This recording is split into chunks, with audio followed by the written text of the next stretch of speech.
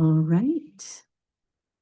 Our speaker today is our beloved Dave Pierce, who used to run a Unity Circle in Florida somewhere many years ago, but he's been doing this with us for a long time, 20 something years, right? So we get to hear from him. He said he didn't know what he was going to talk about, so I don't have a title, but I bet it'll be good because we love you. Come on up here and tell us a thing or two, sir. Epiphany and realization. Oh, I thought it was Jimmy's. That was a secular epiphany. Oh, secular. Okay, this is Epiphany too. The second one. And realization. Okay. Or Epiphany. Can't get enough of that Epiphany thing. I love that word, the way Jimmy explained it. That was really sweet and very taught. And that's just a reference, you know, Epiphany is a great, isn't that incredible beginning? I was so excited when so many people put their hands up and wanted to talk about their epiphany. And the thing that I think about with the few that I've had is that the important part of that whole thing is before I start figuring out what just happened. You know, that space, that stillness, before that happens, brings such a level of peace.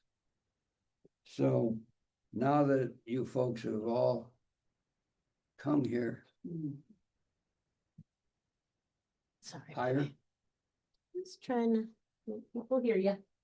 Oh, can you make people hear you? Oh my God. Yes. What a deal.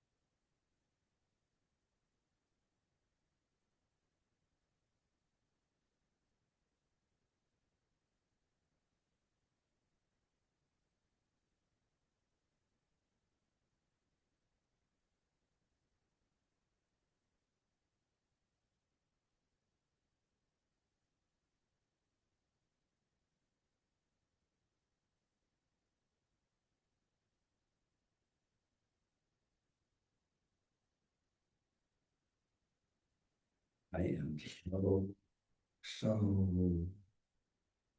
blessed. I was having trouble because I wanted to say so much today. And my friend Zach said, I can't remember everything I have to say. It really is difficult. So he said, well, do you ever try to put it on little cards? So then my neighbor told me a story about the place where he goes. He's 97 years old. He runs our residence council, and he's my next door neighbor. Beautiful man, just had a birthday on the 13th of this month, Friday. He said that he's always been a musician and still plays incredibly. At 97, he's really something. Sings and plays different instruments. Oh my God. But they were in practicing in church that he was at. He was in the men's choir. And the minister had come in and put his little cards on the podium and then walked away, and the choirs were singing, and the men's choir sung, and then the women's choir came up to practice, and one of the ladies in And the women's car come up and took his cards and shuffled them.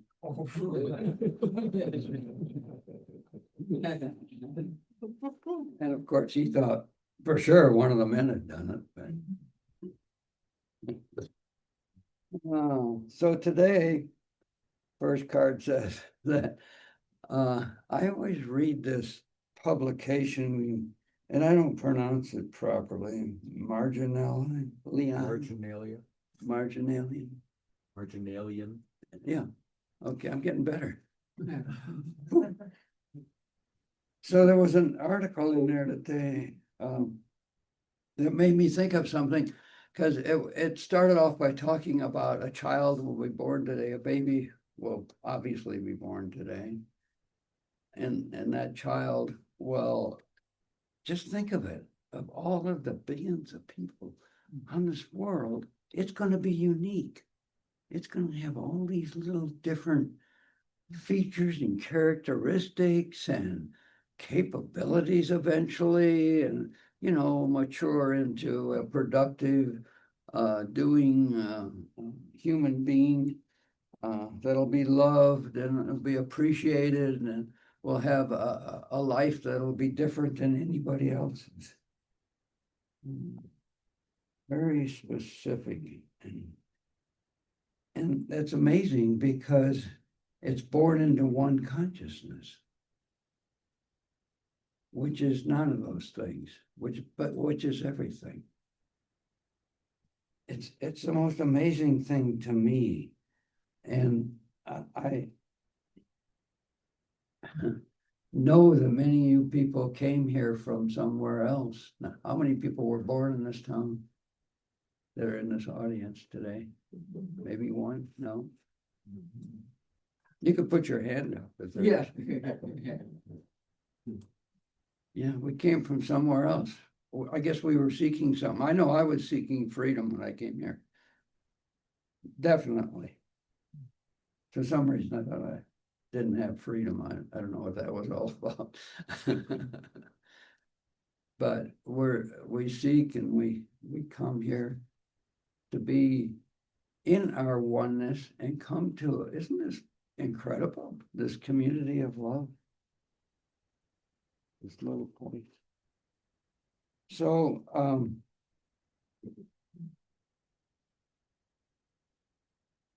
one day, something that reminded me of something deeper than just coming to Taos to learn to be free was the fact that I woke up in the morning and at my California, in Berkeley, California, at my son's house, and it just shot through me.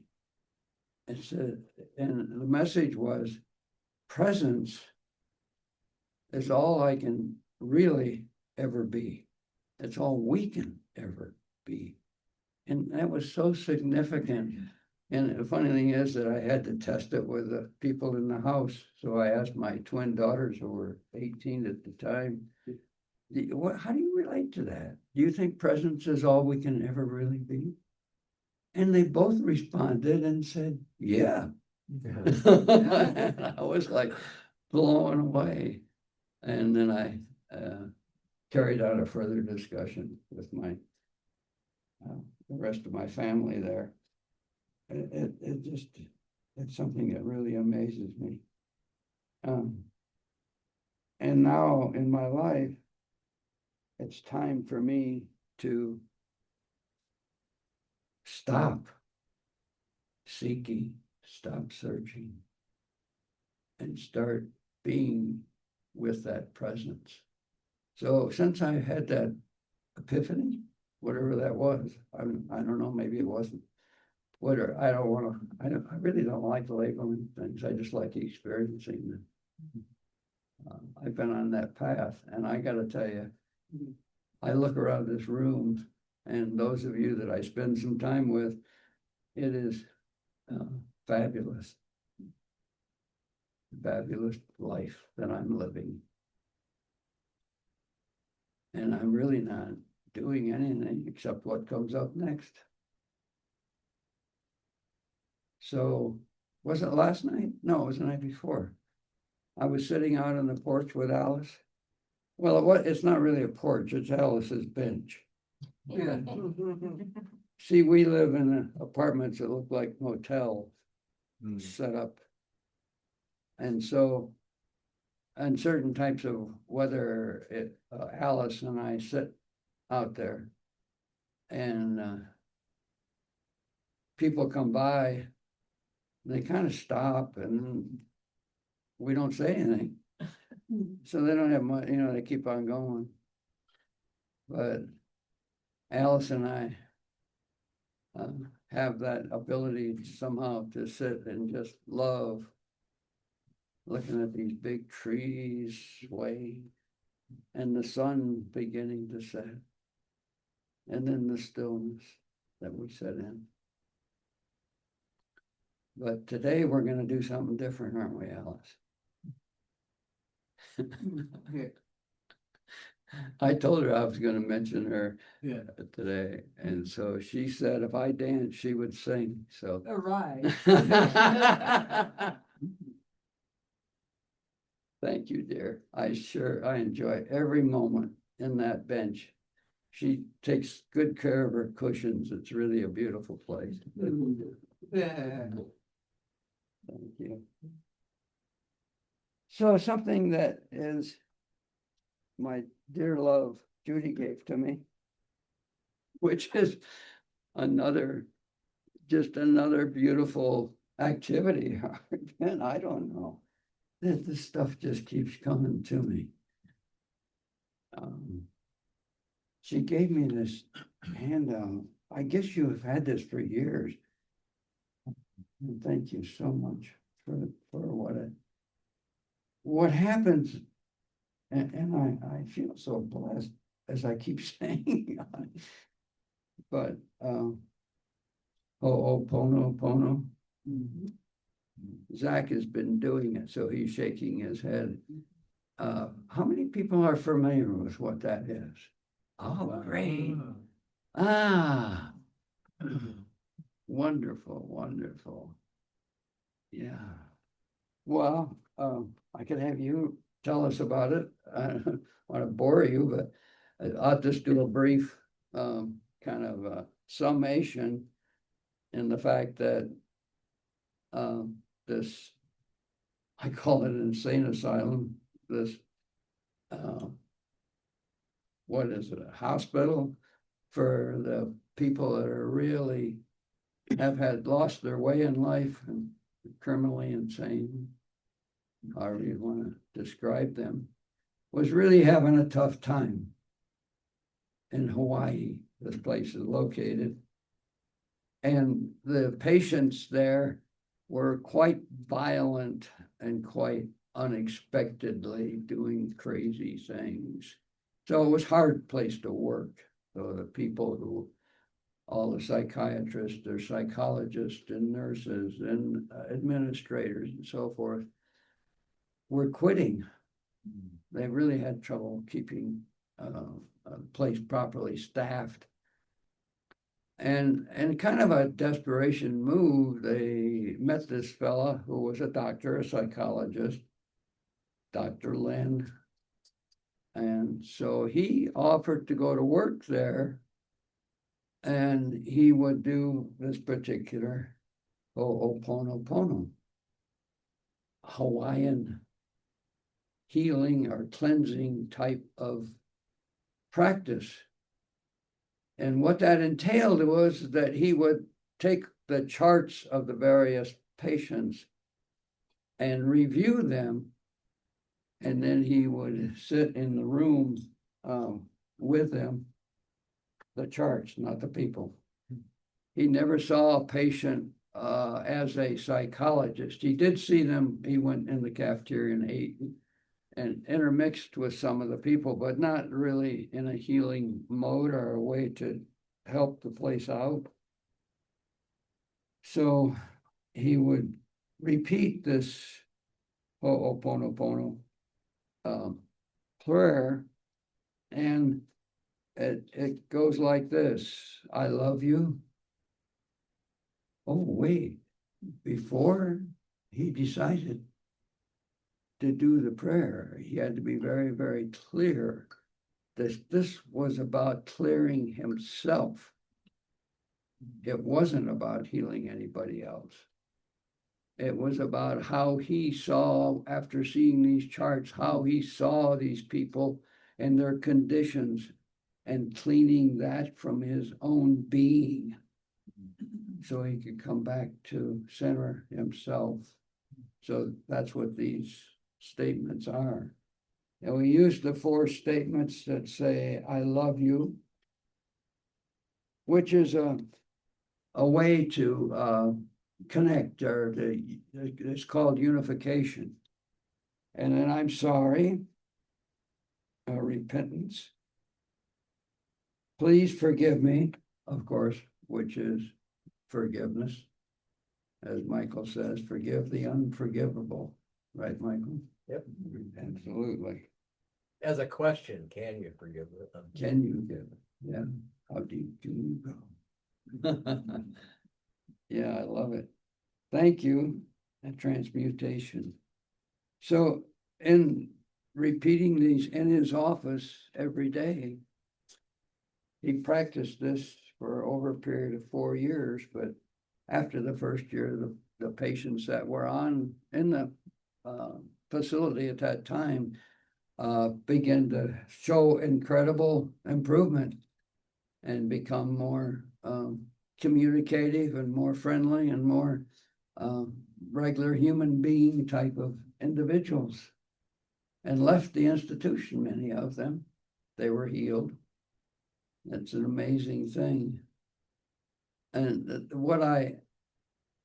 the thing that I love about it is the fact that, because it's so hard to describe spiritual work. You know, what is our connection at a spiritual level? Well, we're totally connected at a spiritual level. We're one. And just to experience that, this is a fine example of how that can work. And I just love examples like this, a very deep example.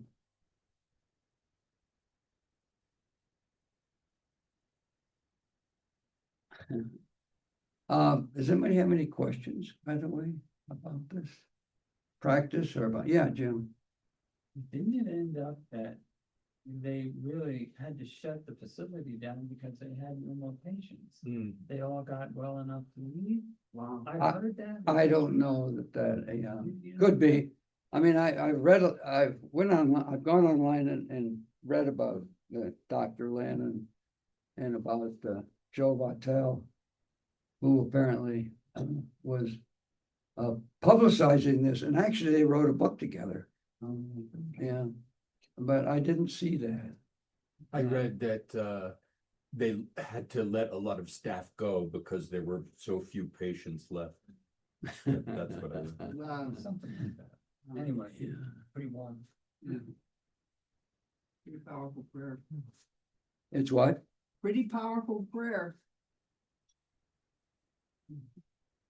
It's the thing about it that I love is the fact that it comes back to what another man that's going to be, by the way, I don't know if any of you have seen the video that go to Noetic Science, but Joel Goldsmith video is going to be shown, or not shown there, right? Did you send the link? I sent the link, yeah. For people to click into that and go to Noetic Science. But he was another man who healed people and did spiritual work, traveled all over the country, became quite famous, and said over and over again, it's within you only. So that's why I'm really fascinated by the fact that this doctor was talking to himself about himself as we are one, in the way that can be.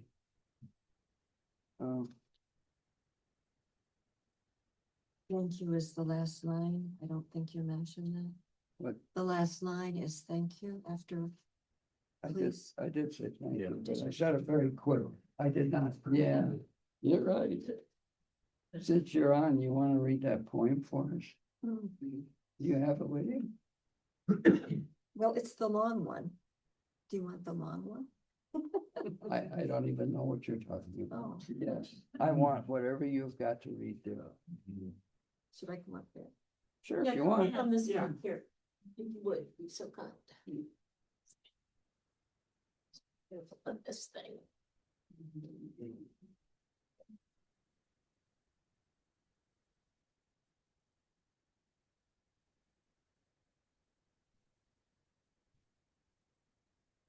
Good.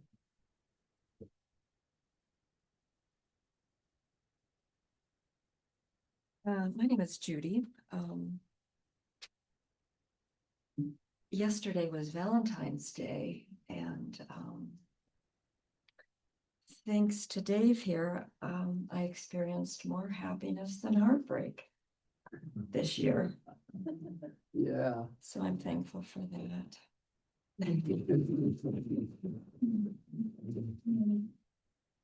So I love this poem, and it's very appropriate for Valentine's Day, by Rosemary Watola Traumer, whom Zach has read many times and I love. It's from her latest book of poetry called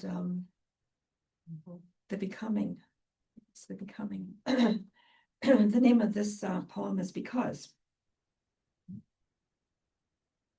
So I can't save the world, can't even save myself, can't wrap my arms around every frightened child, can't foster peace among nations, can't bring love to all who feel unlovable. So I practice opening my heart right here in this room and being gentle with my insufficiency. I practice walking down the street heart first. And if it is insufficient to share love, I will practice loving anyway. I want to converse about truth, about trust. I want to invite compassion into every interaction. One willing heart can't stop a war. One willing heart can't feed all the hungry. And sometimes, daunted by a task too big, I ask myself, what's the use of trying? But today the invitation is clear, to be ridiculously courageous in love, to open the heart like a lilac in May, knowing freeze is possible and opening anyway, to take love seriously, to give love wildly, to race up to the world as if I were a puppy, adoring and unjaded, stumbling on my own exuberance, to feel the shock of indifference, of anger, of cruelty, of fear, and stay open, to love as if it matters, as if the world depends on it. Mhm. Thank you, Judy.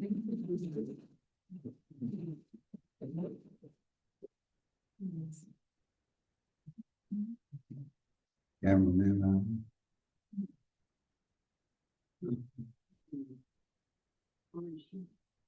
Thanks, Judy. There's a question in the Yes. back. Hi, David, thank you. I don't know, I guess I have a statement and a question. When you asked if any of us were born here, and the truth is, I was born in Memphis, but when I came to Taos, I was reborn. Yeah. Actually, someone even gave me a Taos name. And so, I think it happens to a lot of people, a lot of us when we come here. We get to experience being a rebirth.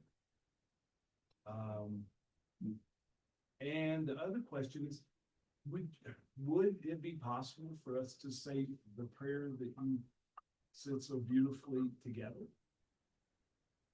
You could lead us in it, maybe? Is that too much? I would just like to be able to say it with you. Sure.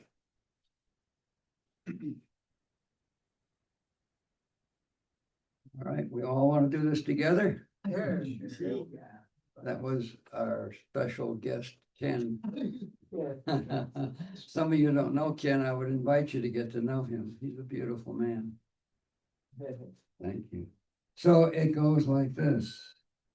Ready? I love you. I love you. I'm sorry. Forgive me. Thank you. Thank you. Thank you. Yeah, Thank you. great idea. Yeah. I have just a couple other things that I'd like to cover in the time that's left here. One of them is that, and I'm going to try this on for people because I use this phrase a lot.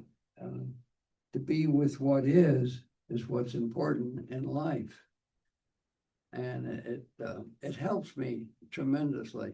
And then people feed back to me, well, I accept it or I reject it, and that's what I want. You know, I want that ability to make those choices, which is great. It's wonderful. That's the way we live, you know, acceptance or rejection. We go through life doing that all the time.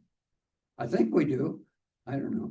I guess at some level, we're always accepting or rejecting what's coming at us all the time, one way or the other.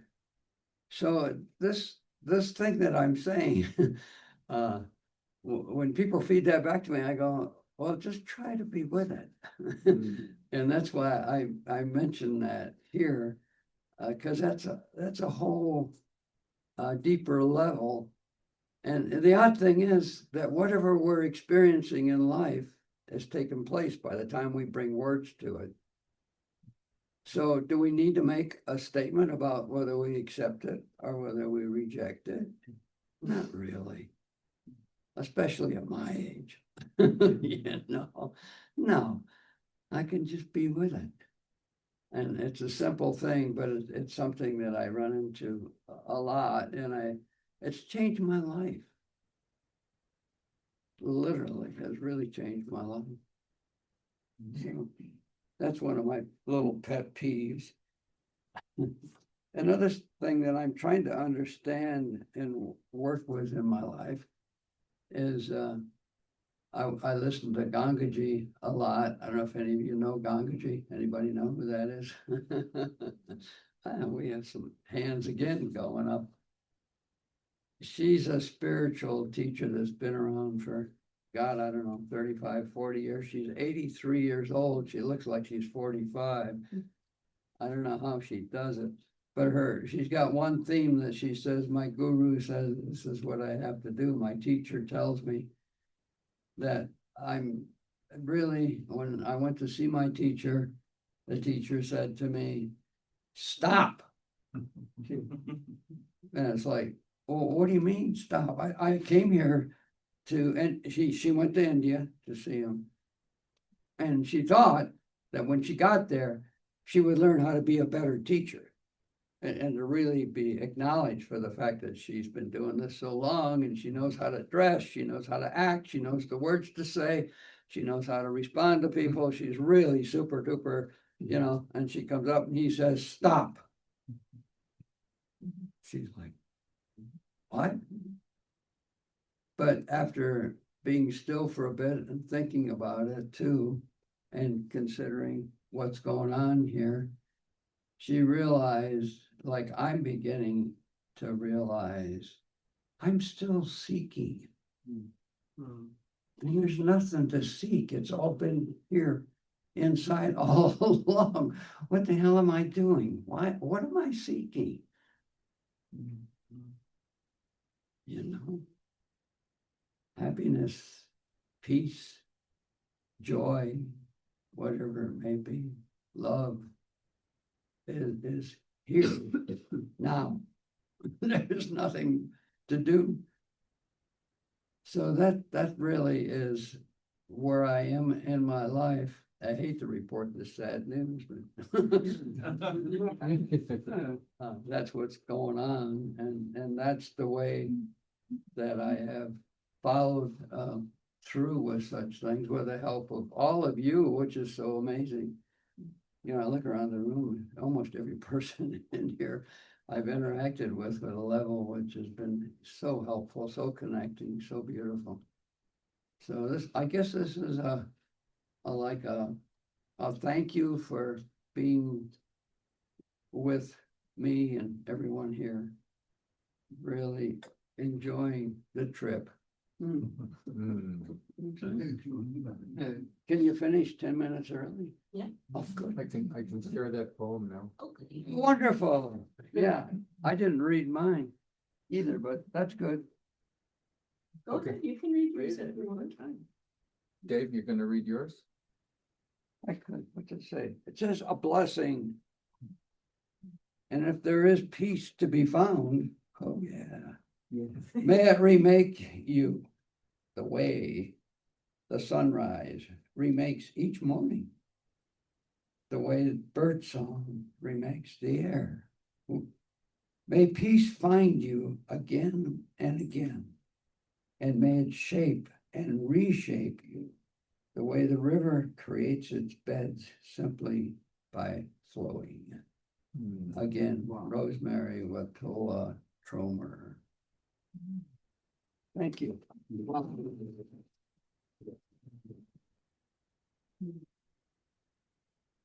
Thank you, Jerry. Like I was saying, this is a poem that Dave asked me to read before his talk, but it still works now that I'm all cried out. No, I hope For now, okay? Enough's enough. This poem is called Ascend. As we breathe, enter flights of being. Weave, swoop, ascend.